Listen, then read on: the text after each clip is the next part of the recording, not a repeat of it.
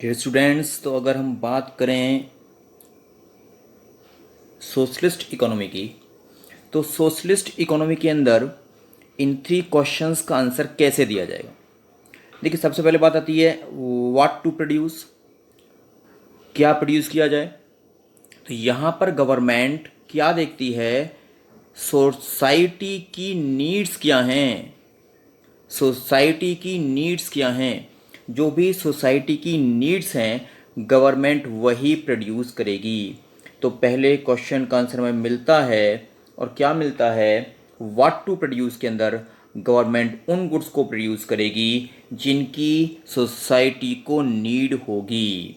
Okay, तो अभी हम चलते हैं सेकंड क्वेश्चन की तरफ। और सेकंड क्वेश्चन क्या था, हाउ टू प्रोड्यूस।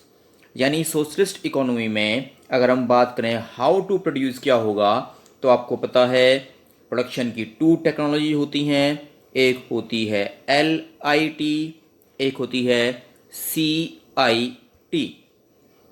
LIT क्या होती है, लेबर इंटेंसिव टेक्नोलॉजी। CIT क्या होती है, कैपिटल इंटेंसिव टेक्नोलॉजी। CIT क्या होती है, कैपिटल इंटेंसिव टेक्नोलॉजी।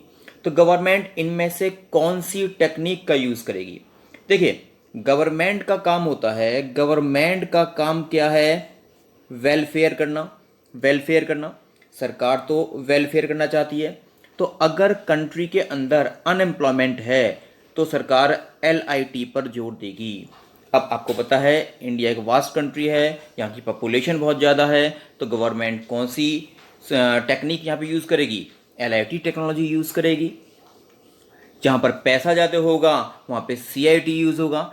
जैसे अमेरिका है, वहाँ पे मनी ज़्यादा है, कैपिटल ज़्यादा है, तो वहाँ पे कैपिटल इंटेंसिव टेक्नोलॉजी यूज़ में आएगी। तो आपको बात समझ में आ रही होगी कि अगर कोई इकोनॉमी सोशलिस्ट इकोनॉमी है तो उसके अंदर second question how to produce का डिसीजन गवर्नमेंट करता है, LIT यूज़ करना है या CIT यूज़ करना है। ओके डियर फ्रेंड्स, अगर हम लास्ट इसके अंदर देखें, और वो क्या देखें, वो क्वेश्चन क्या है हमारा, होम टू प्रोड्यूस, किसके लिए प्रोड्यूस किया जाए। तो देखिए, जो कैपिटलिस्ट इकोनॉमी में था उसका आप रिवर्स कर दीजिए। कैपिटलिस्ट इकोनॉमी के अंदर क्या था कि वहाँ पर परचेसिंग पावर के बिहाफ पे किया जाता, नीड्स के बिहाफ पर नहीं किया जाता था। यहाँ पर किसके बिहाफ पे किया जाएगा, यहाँ पर नीड्स के बिहाफ पर। होम टू प्रोड्यूस का आंसर क्या आएगा, नीड्स के बिहाफ पे देखा जाएगा। फॉर एग्जाम्पल, एक सोशलिस्ट इकोनॉमी के अंदर गवर्नमेंट क्या करती है, फ्री हेल्थ केयर क्या प्रोवाइड करती है, फ्री हेल्थ केयर, यानी कि मेडिसिन सिस्टम फ्री में चलता है। वो क्यों चलता है, क्योंकि सोसाइटी की नीड क्या होती है कि मेडिसिन सबको अवेलेबल कराई जाएं। तो बिल्कुल सिंपल है, तीनों ही क्वेश्चंस के आंसर कहीं ना कहीं आपको सोशलिस्ट इकोनॉमी के अंदर मिले। अब देखिए, लास्ट जो हमारा इकोनॉमी आई वो हमारी कौन सी आती है, मिक्स्ड इकोनॉमी। कौन सी आती है, मिक्स्ड इकोनॉमी। क्योंकि इंडिया की इकोनॉमी कैसी है, मिक्स्ड इकोनॉमी है। आपको पता ही है इंडिया इकोनॉमी कैसी है, मिक्स्ड इकोनॉमी है। तो इसको यहाँ अब थोड़ा ध्यान से पढ़ने की हम लोग कोशिश करेंगे। आप लोग देखिएगा क्या करें, most economies are mixed economies, that is the government and the market together answer the 3 questions of what to produce, how to produce and how distribute what is produce। यानी कि बहुत सारी इकोनॉमीज़ के अंदर, बहुत सारी इकोनॉमीज़ के अंदर क्या होता है, जो गवर्नमेंट है माय डियर फ्रेंड्स, जो गवर्नमेंट है और जो मार्केट है, यानी कि एक तरह से हम कह सकते हैं, हम क्या कह सकते हैं कि कैपिटलिस्ट इकोनॉमी और सोशलिस्ट इकोनॉमी दोनों मिलके रन की जाती हैं, दोनों मिलके रन की जाती हैं। और जो दोनों मिलकर रन की जाती हैं वही क्या कहलाती हैं फ्रेंड्स, मिक्स्ड इकोनॉमी। क्या कहलाती हैं? Mixed economy. तो बिल्कुल सिंपल है जो हम इसको समझाना चाह रहे हैं आपको। हम किसकी बात कर रहे हैं फ्रेंड्स? हम बात कर रहे हैं किसकी?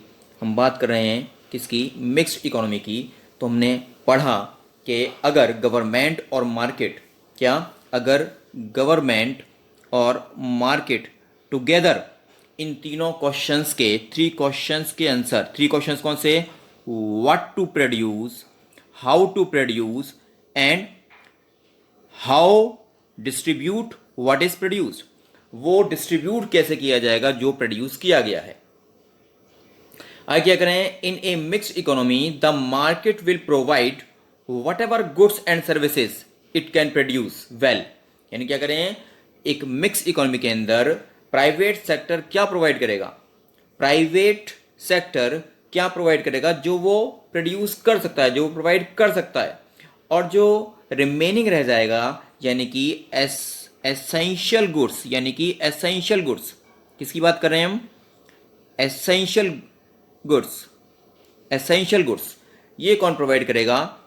Essential goods and services government provide करेगी, जो प्राइवेट सेक्टर प्रोवाइड नहीं कर पाएगा। तो कहीं ना कहीं अभी तक की सारी बात आपको समझ में आ रही होगी कि कैपिटलिस्ट इकोनॉमी के अंदर 3 प्रॉब्लम्स का सॉल्यूशन कैसे होता है, सोशलिस्ट इकोनॉमी के अंदर प्रॉब्लम्स का सॉल्यूशन कैसे होता है, और मिक्स्ड इकोनॉमी के अंदर प्रॉब्लम का सॉल्यूशन कैसे होता है। अब देखिए, एक बड़ा इंपॉर्टेंट क्वेश्चन यहाँ पर माइंड में है, और वो क्या आ रहा है कि इंडिया ने अगर मिक्स्ड इकोनॉमी को अडॉप्ट किया, तो इंडिया ने मिक्स्ड इकोनॉमी को क्यों अडॉप्ट किया? ये आपको समझना होगा कि इंडिया ने मिक्स्ड इकोनॉमी को क्यों अडॉप्ट किया है। देखिए, यहाँ पर हम बड़े ध्यान से अगर कंसेप्ट को समझें तो आपको ये चीज़ बिल्कुल क्लियर समझ में आएगी। देखिए, सबसे पहले बात करें कि हमने बात की किसकी? कैपिटलिस्ट इकोनॉमी की बात की थी, फिर सोशलिस्ट की थी, फिर मिक्स्ड की, ठीक है ना। तो हम देखें कि कैपिटलिस्ट इकोनॉमी के अंदर देखें, अगर हम किसके अंदर? कैपिटलिस्ट इकोनॉमी के अंदर देखें तो देखिए, ये इकोनॉमी तो कैसी इकोनॉमी थी? यानी जिसके अंदर प्राइवेट सेक्टर का कंट्रीब्यूशन सबसे ज़्यादा था। लेकिन ये जो कैपिटलिस्ट इकोनॉमी है, ऐसी इकोनॉमी हमारे first prime minister Jawaharlal Nehru को पसंद नहीं आई। और क्यों पसंद नहीं आई? क्योंकि इस कैपिटलिस्ट इकोनॉमी के अंदर वेलफेयर नहीं हो पाता। क्या नहीं हो पाता? वेलफेयर नहीं हो पाता। यानी ऑल पर्सन्स की हम बात करें, अगर ऑल पर्सन्स की बात करें तो ऑल पर्सन्स का ग्रोथ नहीं होता। सोसाइटी में कुछ ही लोग जो रिच पर्सन्स हैं उनका ग्रोथ होता, बाकी और पर्सन्स का ग्रोथ नहीं हो पाता। तो ये तो क्लियर है कि हमारे first prime minister Jawaharlal Nehru को कैपिटलिस्ट इकोनॉमी को अडॉप्ट करना पसंद नहीं आया। ओके, आगे देखते हैं। तो अगर अब बात की जाए किसकी? दूसरी इकोनॉमी बच गई हमारी, सोशलिस्ट इकोनॉमी। कौन सी आ गई? Socialist economy. तो देखिए, सोशलिस्ट इकोनॉमी भी जवाहरलाल नेहरू को पूरी तरह से पसंद नहीं आई। जवाहरलाल नेहरू को पूरी तरह से पसंद नहीं आई। और क्यों नहीं आई? क्योंकि देखिए, इंडिया एक डेमोक्रेटिक कंट्री है। डेमोक्रेटिक कंट्री है। अब एक डेमोक्रेटिक कंट्री में आप प्राइवेट प्रॉपर्टी पूरी तरह से मना नहीं कर सकते। पूरी तरह से आप प्राइवेट प्रॉपर्टी को मना नहीं कर सकते, जैसा कि फॉर्मर सोवियत यूनियन में किया गया था।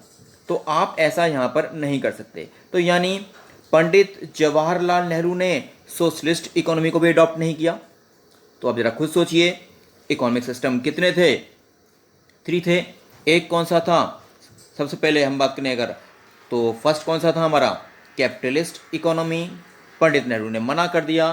फिर कौन सा हुआ? सोशलिस्ट इकोनॉमी, इसको भी मना कर दिया। तो ऑप्शन क्या बचा? कैपिटलिस्ट इकोनॉमी और सोशलिस्ट इकोनॉमी, इन दोनों के बेस्ट फीचर्स निकाल लिए जाएं और एक और इकोनॉमी बनाई जाए। और वही इकोनॉमी कौन सी बनेगी? इन कैपिटलिस्ट इकोनॉमी, सोशलिस्ट इकोनॉमी के बेस्ट फीचर्स निकालने के बाद में जो इकोनॉमी बनेगी फ्रेंड्स, वही क्या बनती है, वही बनती है हमारी मिक्स्ड इकोनॉमी। इसीलिए पंडित नेहरू ने मिक्स्ड इकोनॉमी को अडॉप्ट किया।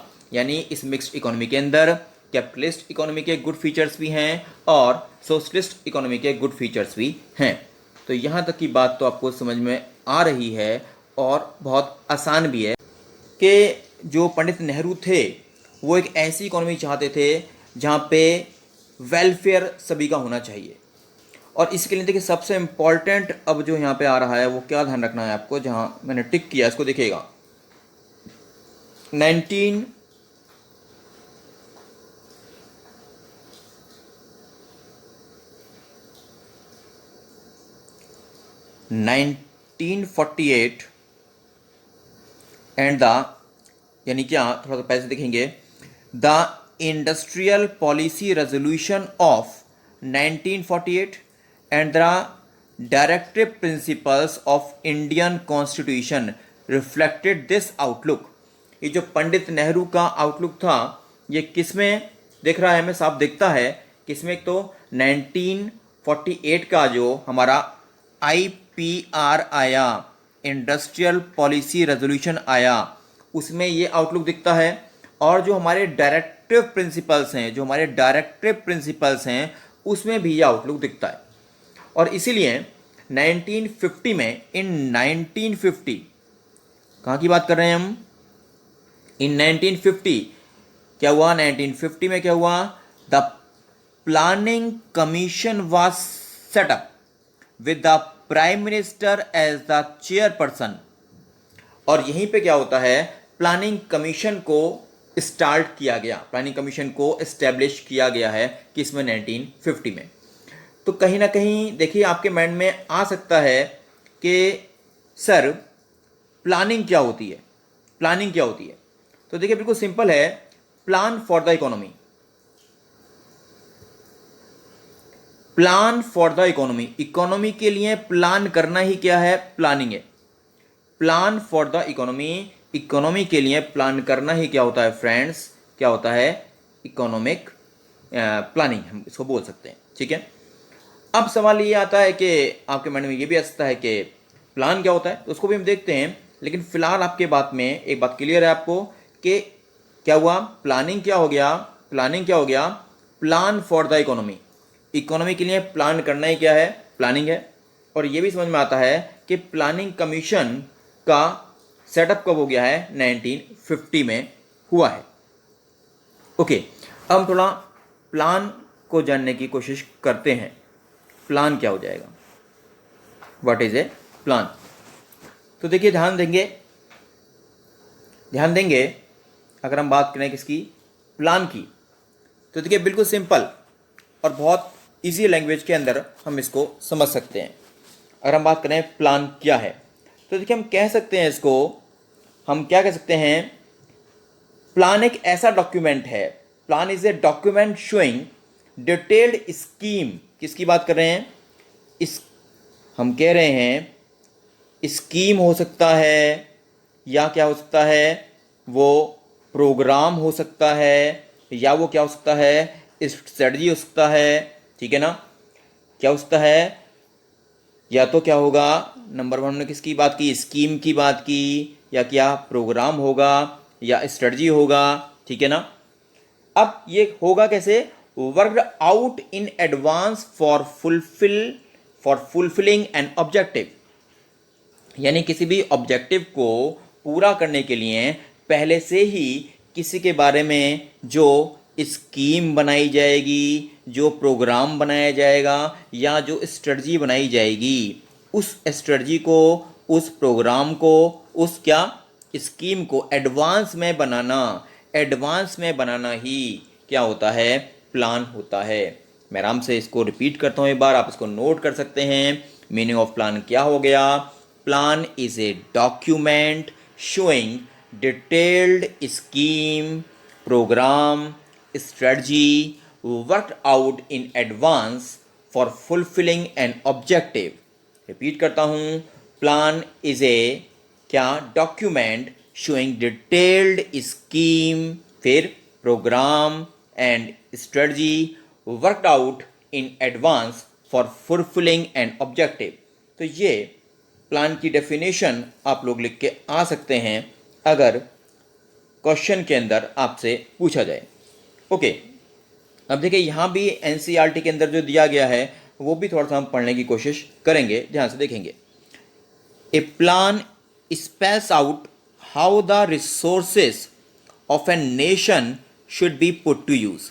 यानी प्लान क्या बताता है कि किसी भी नेशन के जो रिसोर्स हैं वो कैसे यूज में लाए जाते हैं। आगे क्या कहता है वो, it should have some general goals as well as specific objectives which are to be achieved within a specified period of time। यानी आगे क्या कर रहा है वो, जो प्लान है वो क्या बताता है, वो प्लान बताता है कि कुछ हमारे जनरल गोल्स होंगे, कुछ हमारे स्पेसिफिक ऑब्जेक्टिव्स होंगे, और इन जनरल गोल्स को और इन स्पेसिफिक ऑब्जेक्टिव्स को क्या एक स्पेसिफाइड पीरियड ऑफ टाइम के अंदर हमें अचीव करना होता है। स्पेसिफाइड पीरियड ऑफ टाइम के अंदर में अचीव करना होता है। ये सब क्या बता रहा है, प्लान हमें बता रहा है। तो बिल्कुल सिंपल है, एक एक चीज को बड़े आराम से हम लोग समझ रहे हैं। ठीक है जी, आगे देखें अगर हम आगे वो क्या कह रहा है। इन India plans of 5 years duration. अगर हम इंडिया में बात करें फ्रेंड्स, अगर हम इंडिया में बात करें, क्या करें, in India plans are 5 years duration. इनका ड्यूरेशन कितना है, 5 years का है। और अगर ड्यूरेशन 5 years का है तो ये क्या कहलाएंगे, ये कहलाएंगे 5 year प्लान्स। तो क्वेश्चन आपसे पूछ सकता है कि इंडिया में जो प्लान्स हैं उनको 5 year प्लान क्यों कहा जाता है। क्यों कहा जाता है, क्योंकि उनका ड्यूरेशन 5 years है, और क्योंकि उनका ड्यूरेशन 5 years है इसलिए वो क्या कहलाते हैं, 5 year प्लान्स। फिर क्वेश्चन ये भी आ सकता है कि जो 5 year प्लान का कंसेप्ट है ये कहाँ से लिया गया। देखेंगे, we borrowed this from former Soviet Union. हमने इसको कहाँ से लिया है, हमने इसको फॉर्मर सोवियत यूनियन से लिया है। तो बिल्कुल सिंपल है, एक एक चीज़ को बड़े आराम से हम लोग समझ रहे हैं। तो यहाँ तक की बातों में समझ में आई कि प्लान क्या है और प्लान किस तरह से काम करता है, वो हमें सारा समझ में आया है। ओके, एक और इम्पॉर्टेंट कंसेप्ट जो हमें आज डिस्कस करना है वो आपकी स्क्रीन पर आप बढ़िया सा एक फ़ोटो देख रहे हैं। और ये फ़ोटो किसका है फ्रेंड्स, ये फ़ोटो किसका है, ये फ़ोटो है किसका, प्रशांत चंद्र महालनोबिस का। किसका फ़ोटो है ये फ़ोटो है किसका है, प्रशांत चंद्र महालनोबिस। तो देखिए ध्यान से आप इसको देखें।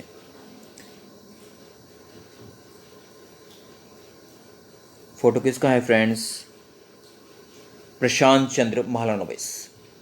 तो देखिए, ये जो प्रशांत चंद्र महालनोबिस हैं, इंडियन प्लानिंग में इनका कंट्रीब्यूशन बहुत इम्पॉर्टेंट है। इंडियन प्लानिंग में इनका जो कंट्रीब्यूशन है वो बहुत इम्पॉर्टेंट है। ध्यान से देखिएगा जरा आप, यहाँ पे हम क्या कहना चाह रहे हैं। देखिए, अगर हम बात करें planning in the real sense, real sense में जो प्लानिंग स्टार्ट हुई है वो कब से स्टार्ट हुई है, सेकेंड 5 year प्लान से। कब से स्टार्ट हुई है, सेकेंड 5 year प्लान से। और ये जो प्लान था, दिस प्लान वाज, ये जो प्लान था हमारा, this plan was based on the ideas of Mahalanobis.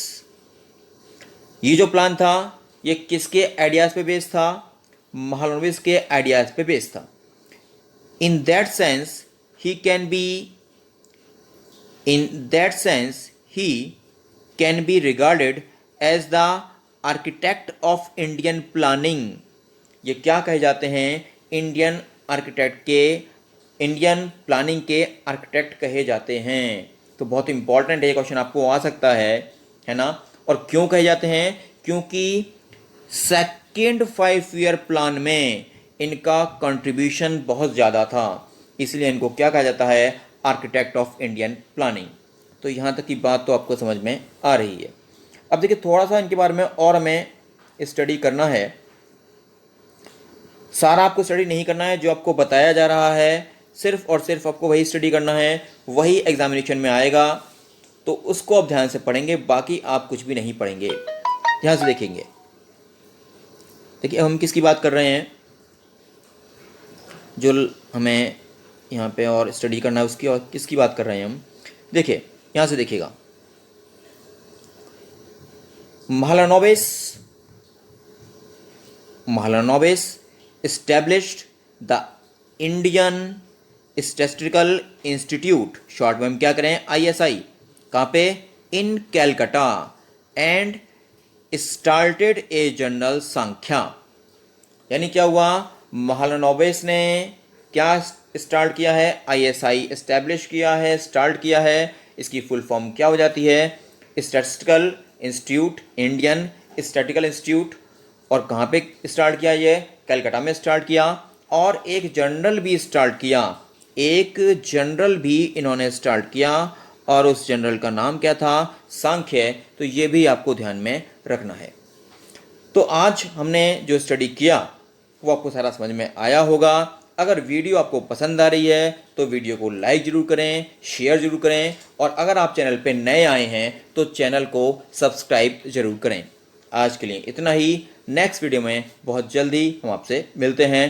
Take care, bye bye.